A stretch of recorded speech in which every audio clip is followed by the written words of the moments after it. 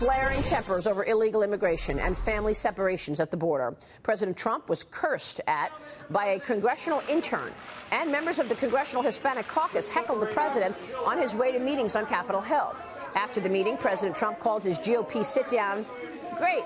Joining me right now is Senate Foreign Relations Committee member, Kentucky Senator Rand Paul. Senator, it's good to see you this morning. Thanks for joining us. Good morning. Where do you stand on this growing debate? Well, I think we ought to look at a way to try to not separate the families, but we should also understand that our first priority would be to keep everybody safe.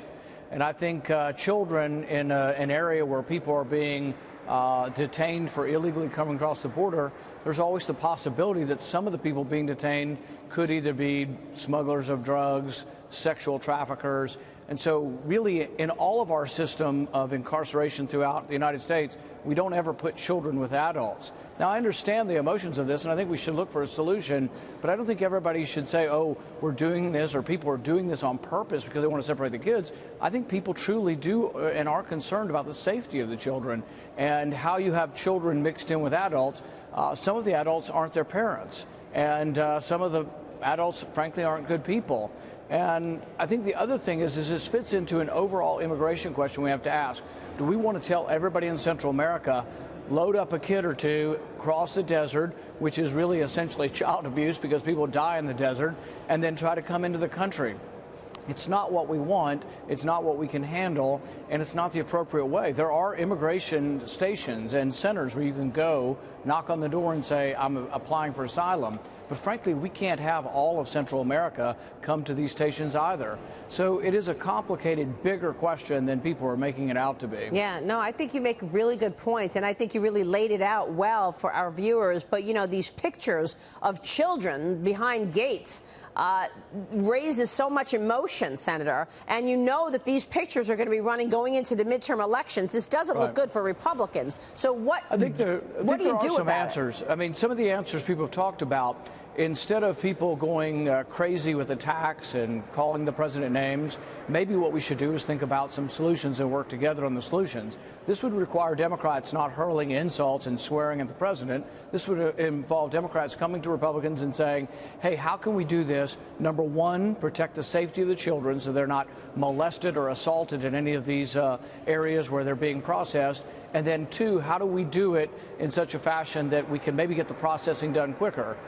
Senator Cruz and others have proposed something where we would have more judges seeing the cases. What has happened historically is, and this is still happening, when you separate the children are being sent into either foster care or relatives care and are staying in the U.S., and the parents are being deported back to their home country. It probably would be better if everybody stays together for the family unit, but what would be best is if parents are not crossing the desert, and kids die every year crossing the desert, so do adults. We just need to have a situation where people in Central America know that we are not just welcoming millions of people to come in illegally. Yeah, absolutely. Let me ask you about trade, because Gary Cohn, President Trump's former top economic advisor, reportedly is saying that the trade war will wipe out the benefits of the tax reform law passed late last year. Cohn believes businesses might be hesitant to invest in this climate and that the economy could suffer. Your reaction to what the president is doing on trade? Trade war is not a good idea, never ends well.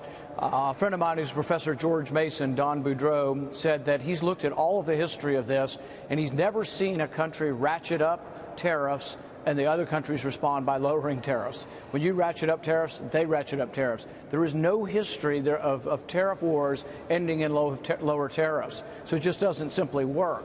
Now, with Canada, we could say we want, the dairy or the lumber tariffs to come down. We could have a negotiation with them, and I think there's a possibility we could use leverage of our trade to try to bring their tariffs down. But if you immediately put on tariffs on their goods, I think it ends in a bad way. And so the market is skittish right now. If you compare it to the tax cut, I still think the tax cut overwhelms all of the jitters over trade, in the sense that $3 trillion is going to enter the private marketplace over the next year.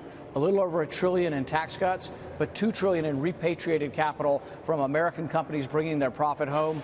This is enormous. We've never, ever seen anything like it. You're going to see growth like we haven't seen in a decade or maybe 2 decades. I am confident that we are in the midst of the beginning of an enormous economic growth period, and I think a lot of that is due to the tax cut. Wow, that's good news. But if not tariffs, so the president is trying to protect our industries here, as well as stop China from stealing intellectual property and forcing the transfer of technology from America to China. So what's the answer if it's not tariffs then, Senator? How do you stop China from stealing technology from the U.S.?